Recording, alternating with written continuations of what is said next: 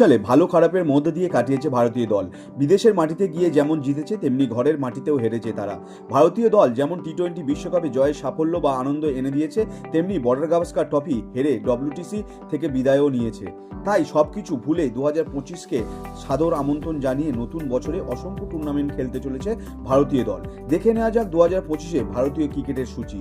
আপনি যদি ক্রিকেটের একজন ডাইহার্ড ফ্যান হয়ে থাকেন তাহলে একটি লাইক করুন, চ্যানেলে নতুন হলে চ্যানেলটি ঝটপট সাবস্ক্রাইব করে বেল আইকন প্রেস করে রাখুন পরবর্তী ক্রিকেট সম্বন্ধীয় খেলার খবর সবার আগে আপডেট পেতে। এবছর অস্ট্রেলিয়ার বিরুদ্ধে বর্ডার গাভাস্কার ট্রফি হারের মধ্যে দিয়েই শুরু করেছে ভারতীয় দল। এবার ভারতে আসতে চলেছে ইংল্যান্ড ক্রিকেট দল। জানুয়ারি থেকে ফেব্রুয়ারি 5টি টি-20 ও 3টি ওয়ানডে খেলবে। তারপরেই ক্রিকেটের আরেক মহাযজ্ঞ 19শে ফেব্রুয়ারি থেকে শুরু হতে চলেছে চ্যাম্পিয়ন্স ট্রফি, যা নিয়ে কম নাটক হয়নি। অবশেষে হাইব্রিড মডেলে দুবাইতে নামবে রোহিত বাহিনী।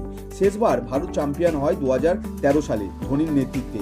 এক যুগের অপেক্ষা কি শেষ হতে চলেছে নতুন বছরে? চ্যাম্পিয়ন ট্রফি শেষ হলেই ফিরবে আইপিএল এর নতুন উন্মাদনা।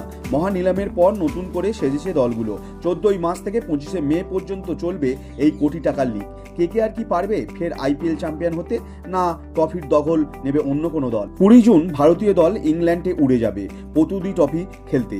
5টি টেস্ট রয়েছে সেখানে। আগস্টে বাংলাদেশ সফরে যাবে মেন ইন ব্লু, সেখানে 3টি টি-20 ও 3টি ওয়ানডে খেলবে। সেপ্টেম্বরে রয়েছে এশিয়া কাপ। এবার ভারতে বসবে এই টুর্নামেন্ট। গতবার চ্যাম্পিয়ন টিম ইন্ডিয়া এবারও চাইবে এশিয়া কাপের দখল রাখতে। অক্টোবরে 2টি টেস্ট খেলতে ওয়েস্ট ইন্ডিজ দল আসবে ভারতে। তারপর অক্টোবর নভেম্বর 3টি ওয়ানডে ও 5টি টি-20 খেলতে ভারত যাবে অস্ট্রেলিয়ার মাটিতে। এবছরের শেষ আমন্ত্রণ জানানো হবে দক্ষিণ আফ্রিকাকে। নভেম্বর ডিসেম্বর 2টি টেস্ট, 3টি ওয়ানডে ও 5টি টি-20 খেলবে ভারতের বিরুদ্ধে। এই ছিল 2025-এ ভারতীয় পুরুষ ক্রিকেট দলের খেলার